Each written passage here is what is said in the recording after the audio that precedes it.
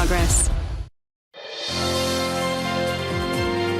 I'm Liz Neisloss. Tonight on Greater Boston, after a decisive victory for Trump in Iowa, can he carry that momentum into New Hampshire? Plus, a look at this weekend's flooding across New England. And GBH's Callie Crossley joins to give her take on the latest Hollywood trends. A blowout in Iowa. Former President Donald Trump won the state's caucus, the first contest of the election cycle, with just over half the vote. Florida Governor Ron DeSantis and former UN Ambassador Nikki Haley came in as a distant second and third. So where does this leave us as we head into New Hampshire? Lylah Alphonse, editor for the Boston Globe's New Hampshire coverage, joins me now. So, Lylah, how do you interpret Iowa? I mean, it does seem like a blowout. It does seem to give Donald Trump an incredible amount of momentum going into the next big thing, which is New Hampshire. That's the big question, isn't it, really? I think that it's really a complicated question to answer.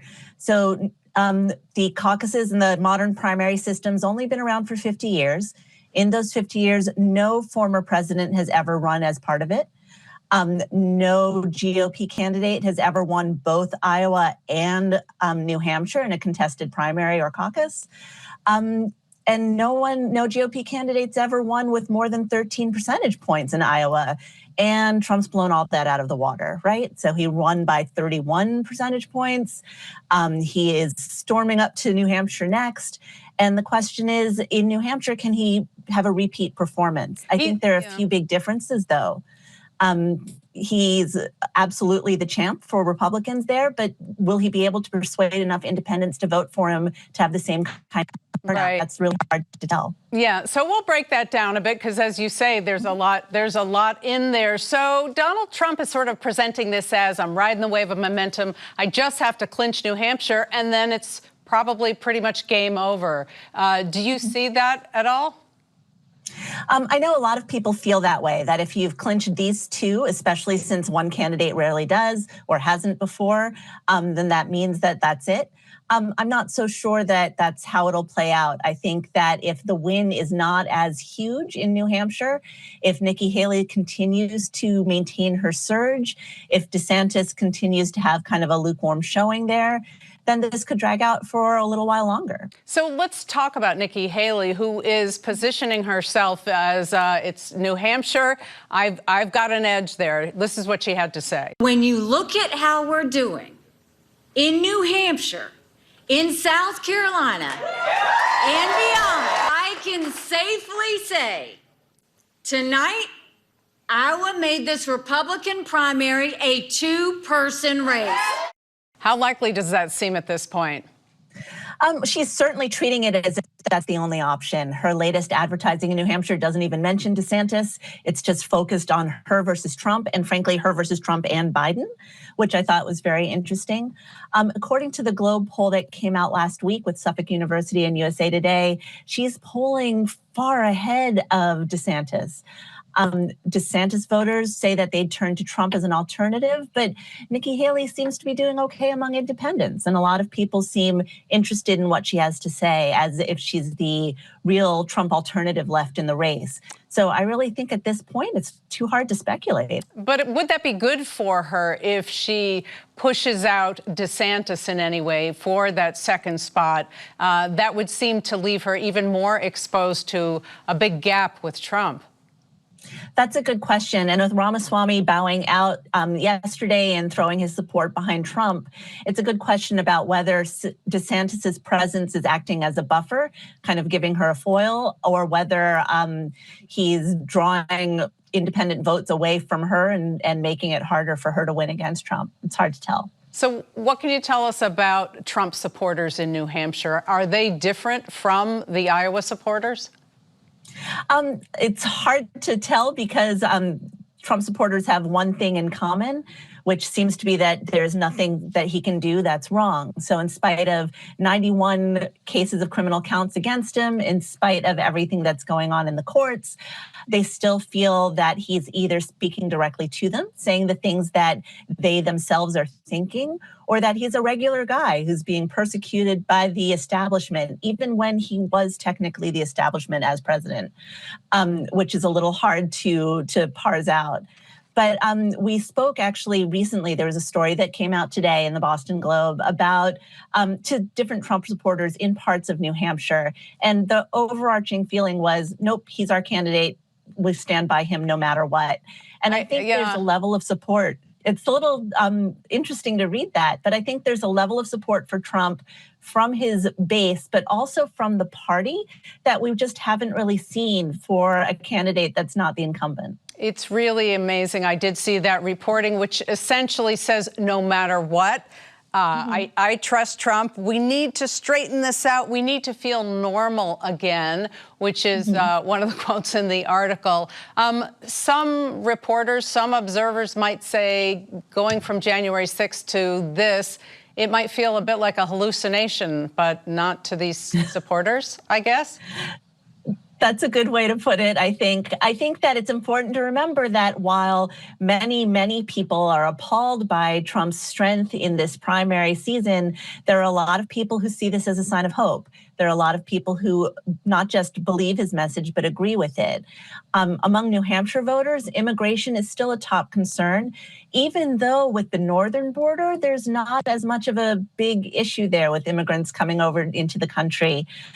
Even though that northern border is shared with Maine and New York, and New Hampshire itself is not seeing a whole lot of measurable activity, there's still a lot of concern among ordinary voters, especially people up in the North Country, which has a very different makeup in terms of politics than the South or the southern part of New Hampshire or the Seacoast.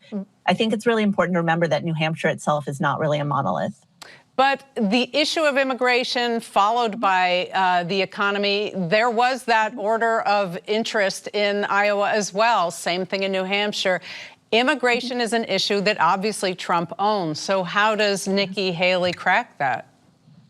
I think that's going to be a really tough nut to crack. A lot of the advertising has aligned her with Joe Biden, saying that she's soft on immigration. There's the general sense that maybe she's not speaking to it forcefully enough. There are a few missteps that she's made that have caused her to really not take questions. In Iowa, she wasn't taking questions. She today announced that she would not be participating in any debates unless Joe Biden or Trump were there. So it's, I think, going to be a little more difficult to tease out where she really stands on it in a way that will cause voters to really pay attention to what she has to say on it. And if she's not going to debate anyone but Trump or Biden, there may be no debate? That's what it's looking like right now, that's the possibility. As you know, we have a debate on the books with ABC on January 18th. There's a debate with CNN on the 21st, I believe. The Globe's hosting an event on the 17th to talk about all of that up in New Hampshire, in Manchester. But there's a possibility that it would be DeSantis up there on the stage because of all the people who qualified. He's the only one who has said he would be there. Well, he has leapfrogged, I think, to South Carolina and then coming back to New Hampshire. But it will be interesting. After this New Hampshire primary, there is kind of a lull until February, except we have potentially the Supreme Court taking up some important issues for Donald Trump. You think that will factor in at all in New Hampshire? Maybe among independents, but not among his base. Every time he faces a new indictment or a new court proceeding, his base seems to only become more devout. So I would expect that to continue no matter what happens at the Supreme Court level. Do you have any sense that the independents in New Hampshire could be a wild card for Nikki Haley? Could be a wild card for Nikki Haley, could be a wild card in general. It's important not to conflate libertarians and independents. To us down in Massachusetts, they maybe seem like they could be similar, but it's pretty different up in New Hampshire. And I think in the primary, independents who are not registered to either party can participate in the primary for either party. So the question is, are the independents going to grab a Democratic ballot or a Republican ballot? And no matter which ballot they choose, are they going to make a decision among the Republican side, or are they going to write in Biden or choose one of the 21 other Democratic candidates that'll be on there? We'll have to wait and see. Okay. Lylah Alphonse, thanks for helping us pick through that. Thanks for having me.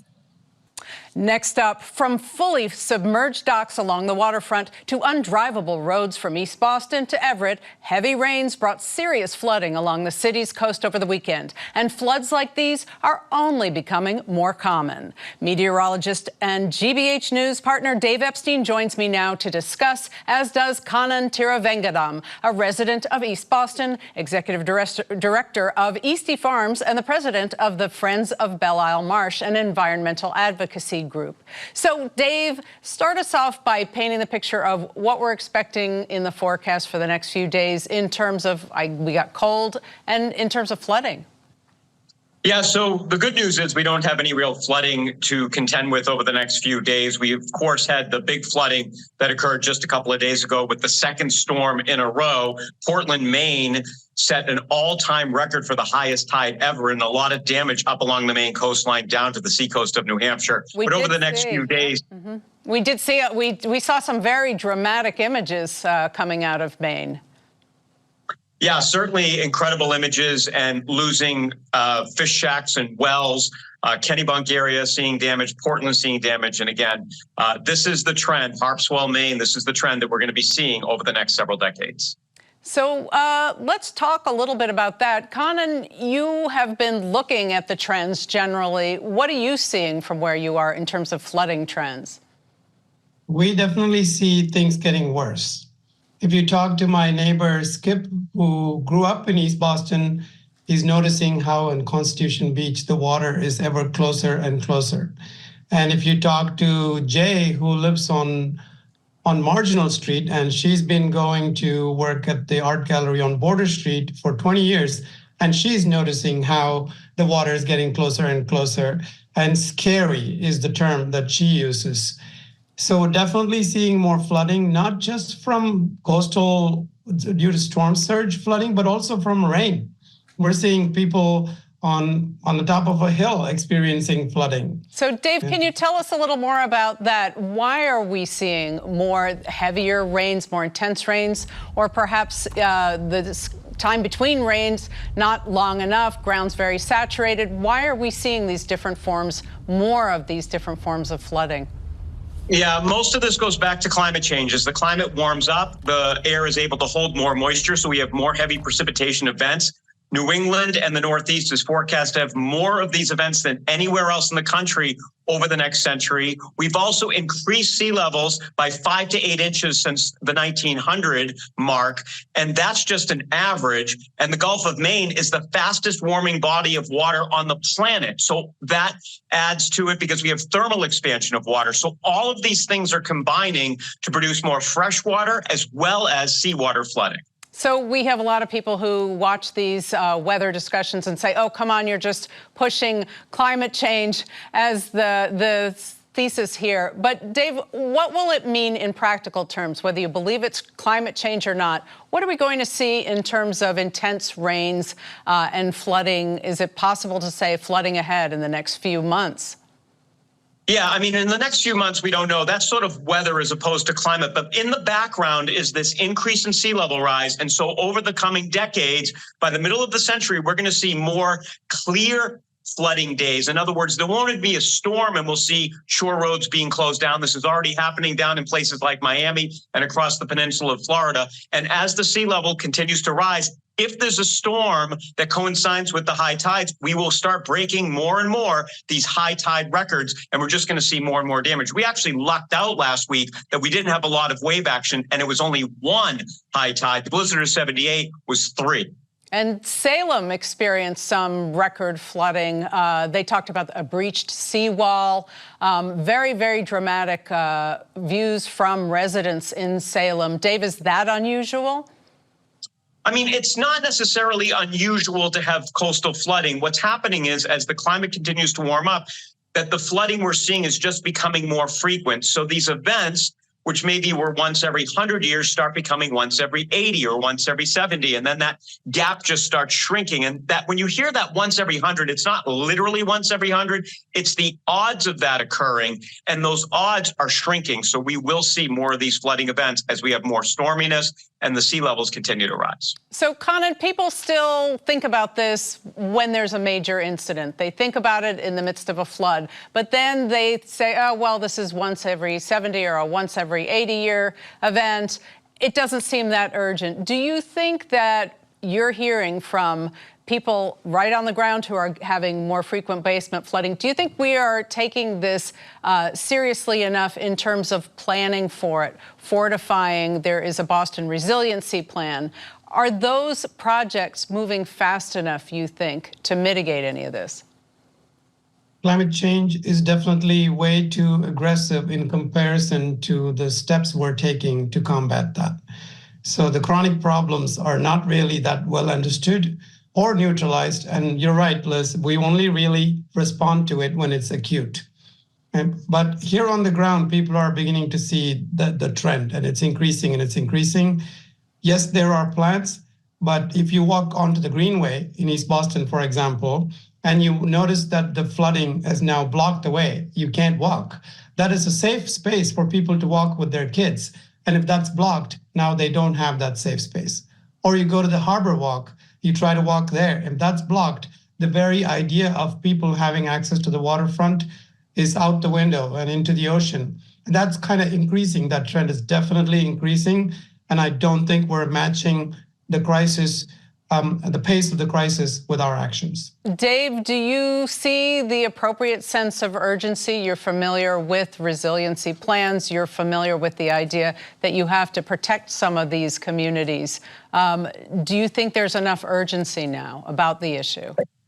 Yeah, I think that in some camps there is urgency. I think that there is a misconception with the public on just what is going to happen and that these events will become more frequent. So we hear things like not once every 50 years, once every 100 years. But again, that's just the odds that it's going to occur. It still can occur more frequently. And as these events occur, we're just going to see more damage. And it's not only just coastal flooding, as you mentioned, it's also river and stream flooding because of the heavy precipitation events. I mean, if you think about it, we were in a drought a little over a year ago, and now we've had some of our rivers at some of the highest levels we've seen this time of the year ever recorded. So it's also the fluctuation that we're seeing between these events of dry and wet. Okay, Dave Epstein, Kannan, Thiruvengadam, thank you very much. Thank you, Liz. Finally tonight, from Mean Girls to The Color Purple. My name is Regina George. Now that I got your attention, here's what you may need to hear. Iconic movies readapted as musicals are taking over theaters. Are they giving people what they want, or is Hollywood just getting lazy? GBH News Callie Crossley, host of Under the Radar with Callie Crossley, joins me now with her take. Callie, what is with this glut of remakes? And you're going to see more, because this is the year of 32 repeats, sequels, reboots, spinoffs. That's the whole deal. Now, why is it happening? Because we're in a moment in general, culturally, of nostalgia. The shrinks say it's comforting to us. We know we can count on certain things. Well, Hollywood has taken notice and said, if you're gonna buy vinyl and old clothes from the 90s and you love the old songs, let's make sure we go back to characters and movies you know about. Give the people what they want. Give them exactly what they want. And so you will be seeing every month of this year of 2024, some of these prequels, sequels, anything attached to a story you already know about. And that's a built-in audience for Hollywood, right? So what are we going to see? Let's start with that. We saw just Color Purple, Mean Girls. What else is coming? Well, let's take a pause on Mean Girls and Color Purple, because the remake of those is really interesting. They've been remade 3 times now, from the book to the Broadway musical and now to the movie musicals.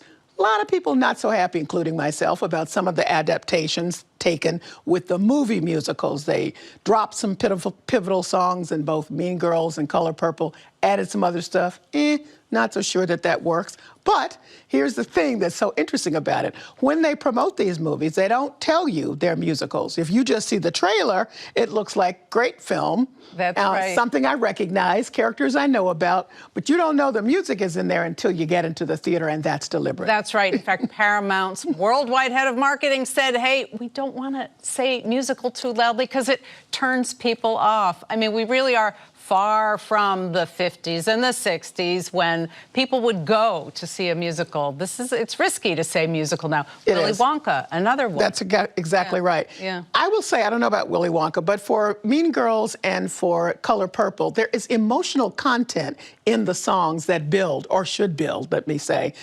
So it's not a musical that people usually get annoyed with, which, why are they singing in the middle of this? It has nothing to do with the rest of the plot, so it seems. It's very well connected, and these actors and singers, I mean, Renee Rapp, Taraji P. Henson, come on, Fantasia Barrina, come on, these are great singers. So you will not be disappointed in the quality of the singing, and even its emotional placement in the song. But that's just one thing that's happening. So taking Color Purple, the director of Blitz Bazawul, Ghanaian director, musician in his own right, he talked about the need to make this a joyful story. You're not buying it. What do you see behind the sort of motivation to take that story, maybe downplay some of the trauma, focus on the individual uplift? You're not buying any of that? Well, what I say is that, remember, they're trying to attract people to stories that they know and feel comfortable with. That's the whole point of it, to get you back in the theater. You know, they lost a lot of money during COVID. They're just recouping. Maybe if things go right by mid-2024, they'll start to see some of that, but it's nowhere near where it was before. So in telling people it's a softer take on some of the trauma you may remember, that seems like it would make people more approachable, when in fact the whole story has such an emotional content and foundation that if you start taking little chunks out of it, like some kind of, you know, psychiatric Zynga, you know, right. You end up with something else. Right. And people are saying the same thing about the Mean Girls thing. Now, I never saw Mean Girls on Broadway, so for me, watching the movie seemed pretty good, but I take the point of folks who saw it on Broadway and see it's not quite what it was. Let me note that also there are some studios that realize that because they lost so much during the COVIDs, they're going to go back now, like Disney Plus, and films that were already streamed, they're bringing them back to the theater for a theatrical release. So you've got Soul, you've got Luca. They're bringing all these movies back because you never saw them in the theater, and they're thinking, you know, you saw them on streaming, it's kind of familiar to you. Once more, we're going to do that. And the business projections are that if this path continues, that things will pick up mid-year? Yeah, because allegedly we'll be drawn into it. Just some of the sequels, prequels, whatever. Ghostbusters, Frozen Empire, Dune Part 2, everybody's been waiting for that. Godzilla vs. Kong, The New Empire, on and on. And Bad Boys 4, for example, Kung Fu Panda 4. See how many iterations we've already had, Liz? Yeah. No, you're making the case. Let's pause on Bad Boys 4 for a second, because this is significant maybe for Will Smith. It's maybe one of the first major drops since the Academy Award slap. In fact, he said one major movie. So the slap happened, then Emancipation came out pretty closely right after that. Didn't get the kind of response that the studios thought it would, and probably would have had there not been the slap scandal. So in a way, he's done some other things. This movie, Bad Boys 4, is going to be kind of the biggest thing he's done since the slap. And these are characters that people loved. You know, Bad Boys 3 was supposed to be it. It was the final chapter or whatever they said. But now it's so interesting that they decided to bring it back because they know it's a winner, that they don't even have a title for it. They can't figure out what the title is. It's just happening. So it's an opportunity for Will Smith to be seen in, speaking of softer, kinder, gentler situation, and he's uplifted by having his buddy on screen, Martin Lawrence. So it's going to be a fun movie. I would say, even with people being very unhappy with him still, I predict that that movie will draw audiences. And do you think this is going to get those butts in the movie theater seats? I do think so. So is this part of that calculation that we go with what we know, it'll bring in the money? Why won't people stay parked at home? Well, because some of these are best seen on a big screen. I mean, I have to say, looking at my own habits, I've not gone back to the theater as much as I would have, but I recognize and remember what it was like to see some of those on the big screen. So I could be tempted if, let's go back to Bad Boys 4. Wow, that's a franchise. I love the interaction together. It's a lot of explosions and crazy action stuff that happens in that movie. Even Kung Fu Panda 4, I'll take that. Okay, Callie. Dune 2. There's a case to see. There's a big screen movie. Yeah, and Inside Out 2 is coming. So these are movies that, you can really enjoy on the big screen, and I do think there'll be draws, and that's exactly what Hollywood is counting on. This is not to say there are not some original movies coming out, like The Book of Clarence. It's one of them that's coming out. Very different kinds of stuff.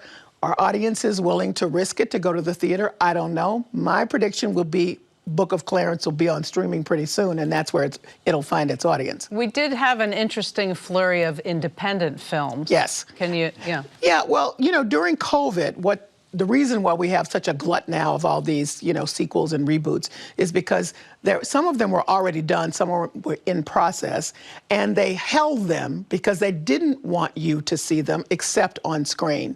No one could predict how intense the streaming was going to be, so that people feel so comfortable now. They have to debate whether they want to go to the theater. So they were thinking, we'll hold it, then by the time we get ready to go, you'll be ready to go back to the theater. But what that provided was an opportunity for other films by which they would not have put much support to get a chance. People may remember the film Minari. That was just sitting there ready to go. It wasn't going to get any of the support that it got. You recall that it ended up getting Oscar nominations and wins, a lot of attention. Many other small films by independent directors and writers got a chance because there was a space left open. And these were spaces that the studio said, whatever, just fill it up, because we're not blowing our big stuff. So one of the first out of the box in this reboot is Mean Girls. Mean Girls and Color Purple. Yeah. Mean Girls broke the box office practically this past weekend. They're expecting it to continue to do well. Color Purple broke box office records actually on Christmas Day, which was its opening. It's dropped off since. I predict it'll have a healthy life on streaming as well. And we'll see, even if I'm unhappy with some of the choices that the director made. It was still a good film and a lot of good acting and singing and directing. So you might quibble, we might quibble, shows a lack of imagination, but it's dollars in the bank. So it does seem to be that they're getting what they were looking for. And can I tell you, I'm nostalgic. What did Yogi Berra say? It's deja vu all over again. There you go. I'm with it. All right, well, I hope we have you on all over again. Thank you very much, Callie. Thanks. That's it for tonight. We'll be back tomorrow. Thank you so much for watching. I'm Liz Neisloss. Good night.